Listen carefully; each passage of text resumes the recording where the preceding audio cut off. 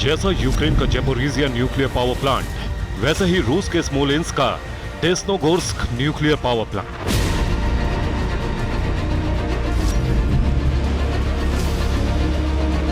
क्षमता और आकार भले ही अलग हो, लेकिन पावर प्लांट में धमाके का अंजाम बड़ी तबाही और नुकसान है।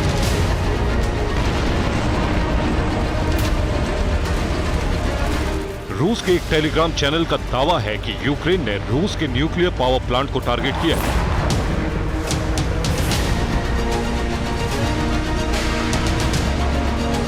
दावा है कि रूस के स्मोलेंस्क में न्यूक्लियर पावर प्लांट पर कई मिसाइल दागी गई।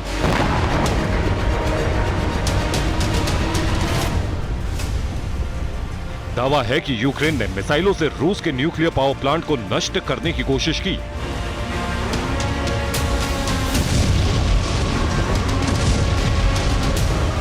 अब रूस यूक्रेन की जरूरत पर आग बबूला है। रूस की तरफ से इस बार सिर्फ यूक्रेन नहीं बल्कि तमाम नाटो देशों के लिए चेतावनी आई। धमाकों के पीछे यूक्रेन और नाटो का कनेक्शन क्यों कहा जा रहा है, यह समझ लीजिए।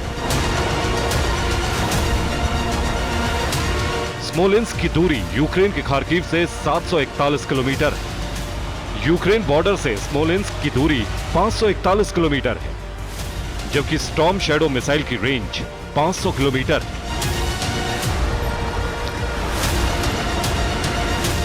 रूस ने ब्रिटिश स्टॉर्म शैडो मिसाइल की सप्लाई के समय ही नाटो को चेतावनी दी थी।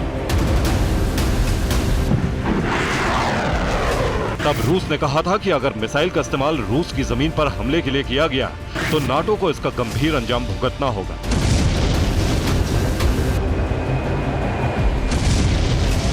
अब स्मोलेंस्क में मिसाइल अटैक की जांच शुरू कर दी गई है। रूस के सिक्योरिटी काउंसिल के चेयरमैन दिमित्री मेदवेदेव ने यूक्रेन के साथ ही नाटो देशों के लिए चेतावनी जारी की। मेदवेदेव ने कहा है, रूस यूक्रेन के न्यूक्लियर प्लांट पर हमला कर सकता है। रूस पूर्वी यूरोप में तमाम पावर प्लांट को टारगेट कर सकता है। नाटो देशों की मिसाइल से हमले की पुष्टि होने पर रूस यूरोप में तबाही लाकर बदला लेगा।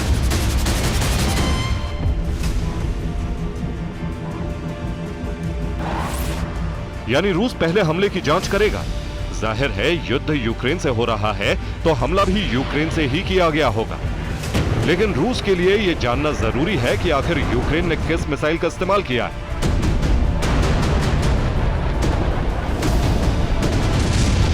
ब्रिटेन का दावा है कि यूक्रेन को स्टॉर्म शैडो मिसाइल दी गई है, लेकिन उसकी रेंज बहुत कम है। ऐसे में रूस को शक है कि यूक्रेन में मीडियम रेंज की मिसाइलें भी भेजी गई।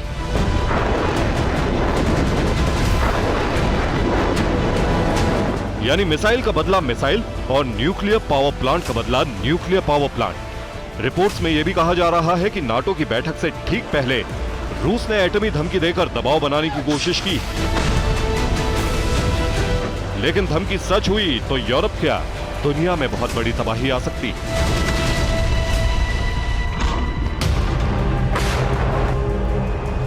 रूस का पहला टारगेट ज़ैपोरिज़िया पावर प्लांट हो सकता है। ज़ेलेंस्की कई बार दावा कर चुके हैं कि ज़ैपोरिज़िया पावर प्लांट रूस की हिट लिस्ट में सबसे ऊपर है। यानी अगर धमकी के मुताबिक रूस का एक्शन शुरू हुआ तो ज़ैपोरिज़िया पावर प्लांट से रेडिएशन की शुरुआत कराई जा सकती है।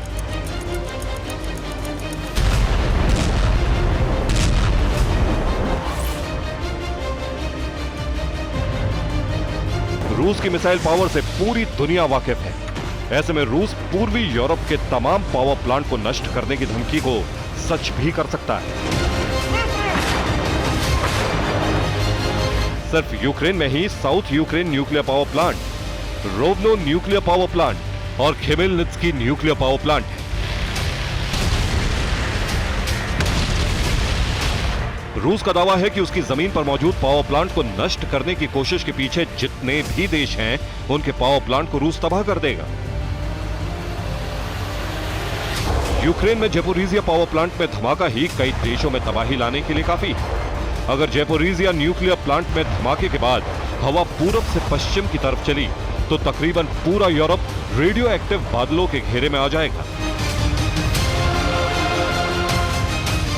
अगर हवा की दिशा पश्चिम की ओर हुई तो इससे रूस के एक बड़े हिस्से समेत पूरा Ukraine, Moldova, Belarus, Lithuania, Latvia, Estonia, Finland, Sweden, Greece, Bulgaria, Serbia, Romania, Hungary, Slovakia, Poland, Italy, Croatia, Austria, चेक, France, Belgium, Netherlands, Germany, Denmark, UK और आयरलैंड से भी आगे आइसलैंड तक रेडिएशन की चपेट में होंगे। लेकिन अगर हवा की दिशा पूर्व की ओर हुई तो यूक्रेन के साथ साथ रूस के बड़े हिस्से सहित उज्बेकिस्तान, तुर्कमेनिस्तान, ताजिकिस्तान, मंगोलिया और चीन का बहुत बड़ा हिस्सा रेडिएशन की चपेट में आ जाएगा।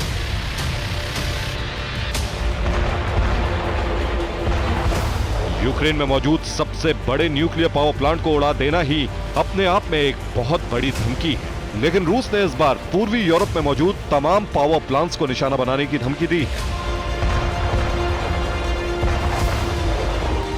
यूक्रेन के अलावा स्वीडन, स्लोवाकिया, बुल्गारिया, रोमानिया में भी न्यूक्लियर पावर प्लांट्स हैं। अगर रूस की शक्तिशाली मिसाइलों ने एक साथ हमला किया तो इन जगहों से उठने वाली एटमी सुनामी आधी से अधिक दुनिया को तबाह कर सकती है। रूस जानता है कि हवा का रुख उसकी तरफ भी मुड़ सकता है। ऐसे में माना जा रहा है कि नाटो की बैठक से पहले ये चेतावनी अमेरिका और उन देशों के लिए है जो यूक्रेन की मदद के लिए बड़े फैसले लेने की ठान कर बैठक में शामिल हो रहे हैं। Bureau report, TV9 Bharatvarsh.